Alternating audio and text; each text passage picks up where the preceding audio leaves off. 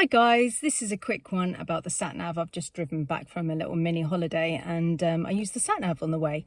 When this first came on the test, because there's a 20-minute independent drive where you've got to follow a Satnav for 20 minutes or follow signs for 20 minutes if you've been selected, but usually it's the Satnav. When this first came out, the learners were all sort of following Siri's voice or the voice of Satnav, and they were getting all their turns wrong. So all these signs came up in the test centre. If you're teaching your students how to use the Satnav, get them to follow the blue line, exclamation, exclamation. Listening to the voice only is not really going to work. You need to team it up by using the line, because if the voice says in 1 mile, turn left, how can you really possibly know how long is a mile is? Or in 900 yards, turn left, yeah?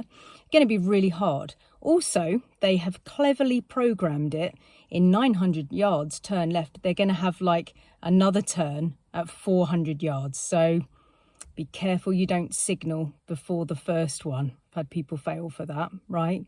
So team it up. Use the voice and use the line. Make sure you use the line. Really important.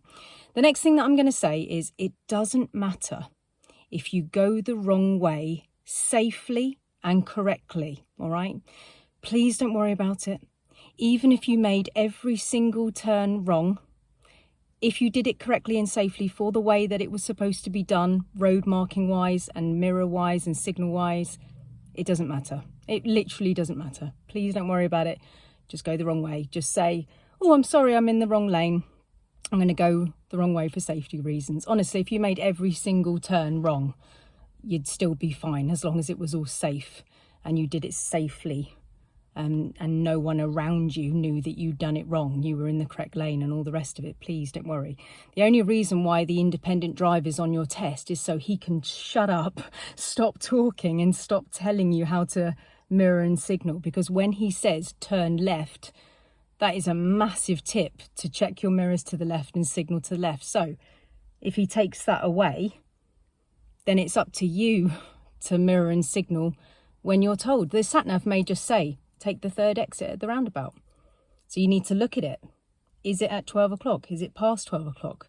And it's up to you then. Do you need to use a mirror to the right? Do you need to use a signal to the right? Yeah. Sometimes the Satnav doesn't say anything. If you come up to like a little mini roundabout and you're just going straight on, it's not going to say anything to you. And the same as the examiner. If he just wants you to go straight on, sometimes he's not going to say anything. So I always say to my students, nothing said, straight ahead. Yeah. You can say to him, am I going straight on here? That's totally fine, you know, but it's okay, you know. The independent drive is morphed and changed over the years. When it first started, the examiner used to pull you up and say, right, the next 3 turns are turn left, turn right, turn left, or whatever it was.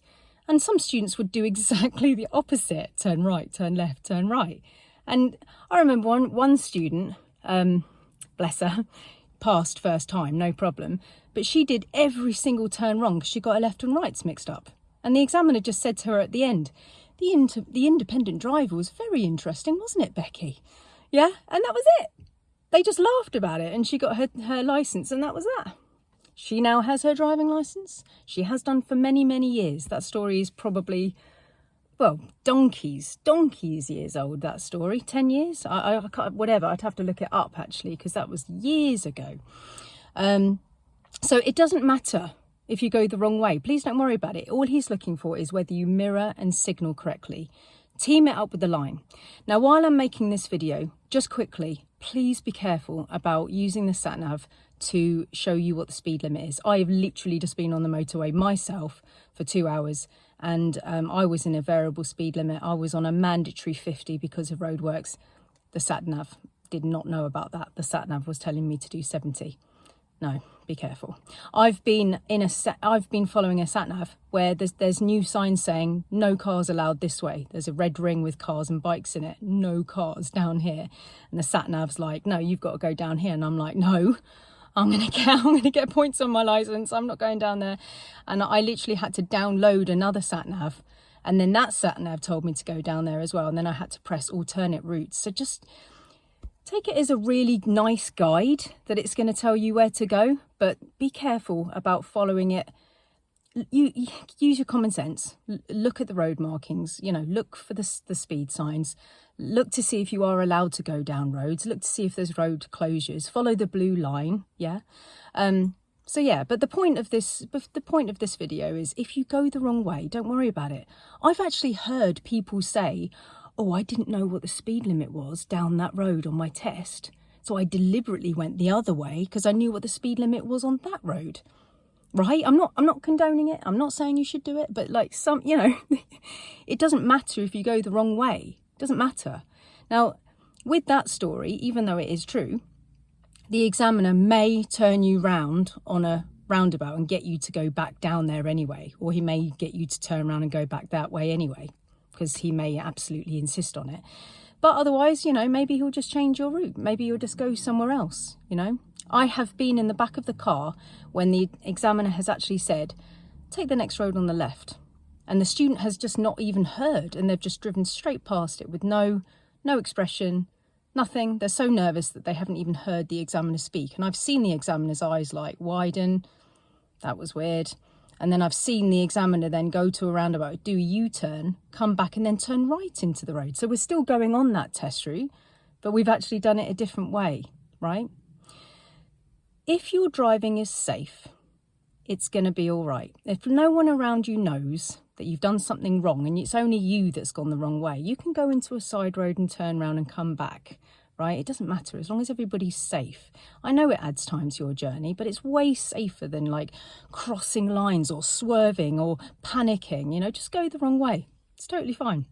Honestly, I know that you'll make up your own bespoke test if you do that, but a lot of people do. You're nervous. You might even go into somewhere like Sainsbury's by mistake or whatever. Another student would have gone in there. It's fine, honestly. Don't worry about it. Just go in there and then just follow the examiner's instructions to be able to be turned round and come out. All right. So I really hope that helps. Good luck with your test. Good luck.